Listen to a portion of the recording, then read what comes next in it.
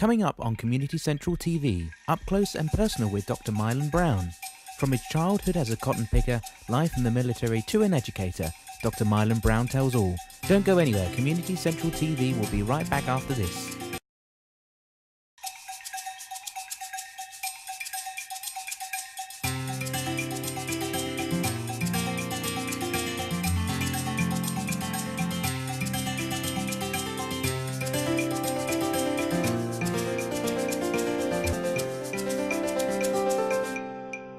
Hello, I'm Dr. Myland Brown, Dothan, Alabama.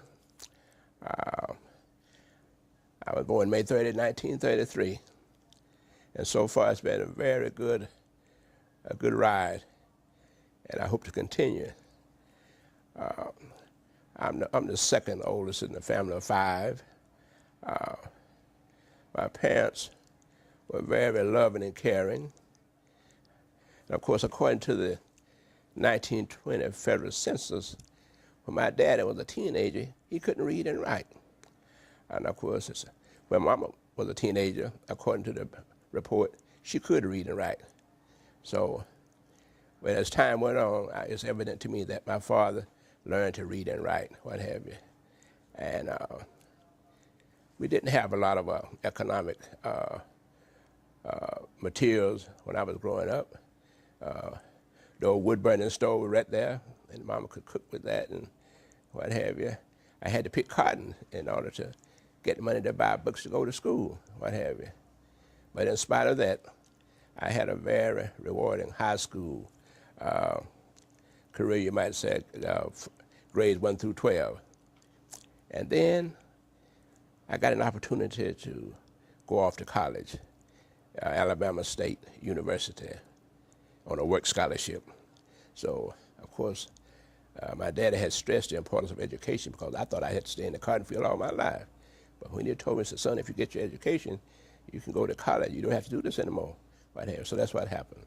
I went to Alabama State on a work scholarship in 1952. After 1 year, I was drafted into the Army. I was there a couple of years, got honorable discharge, and continued my education. And I kept going and going until I got a BS, a master's, and a doctorate degree. So I'm very proud of that. In spite of not having material things, we were still with a lot of values. And that's what, of course, my values sustained me today. Because it was drilled in me and said, my parents said, don't let anybody care more about you than you care about yourself. And they said, where there's a will, there's a way. Now, of course, education was paramount. A class ring, it was null and void. We were just that poor. But education was the key. And so I have maintained that and worked full-time 45 years. Okay. What inspired me to write the book Pure Butter? A lot of people being aware of my profession or I had my career, they always told me that I had a lot to say, but I need to put it in writing. I was always a common sense type person, and so they kept urging me, and so I decided to write Pure Butter. And the thing about it is, the title evolved from the idea that there are no artificial solutions to the problem nowadays, especially with teenagers. You have to come straight down Main Street and be specific and precise with young people. So this is what I've tried to do in Pure Butter. It's a very small book, about 35 pages, but it's not the size of the book that satisfies everybody, that excites them. It's the content.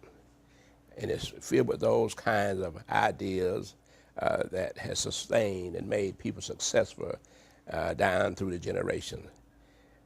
Been tried and proven true about character, and about self-esteem, and motivation, common sense, and mother wit.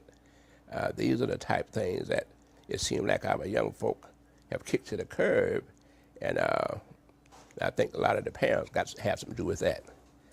But that's why I wrote the book, to try to give teachers and parents a teaching tool so they could go straight to the heart of the matter. And I had to read a lot of things in order to get the point over. So it's a good substitute. It's a good teaching tool. It's a good character reference, what have you. And that's the purpose of Pure Butter. I have done several book signings around the country, what have you. And the parents always get excited, especially the mothers, about their daughters, because I have one entry in there called Hoot Your Mama. And so right away they said, I don't want my daughter to become that. So that's when I need 2 copies because I have 2 daughters. So they're being very responsive toward Pure Butter. And I hope to get it on the state book list. That's what I'm working on now. And I've gotten various positive support from the superintendent and board education members and people in government about Pure Butter. And so that's the essence of what I'm trying to do. And I just hope that people will take time, the parents will take time, the teachers and the educators will take time to look at Pure Butter, because I think it has a lot to offer. You see, and those things that I talk about, they're not going to change. They will be forever, because there are some things that you can't change. It's just the way it is. So I just hope that my book continues to attract attention and what have you. And of course, I'm going to continue to travel and do motivational speaking, that type thing. I do quite a bit of that anyway. Don't go anywhere. Community Central TV will be back right after this break.